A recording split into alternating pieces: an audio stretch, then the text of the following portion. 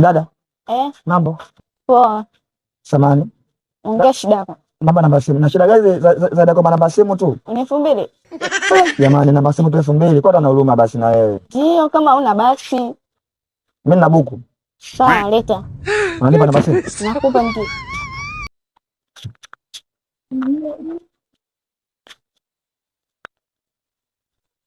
Naandikia hapo.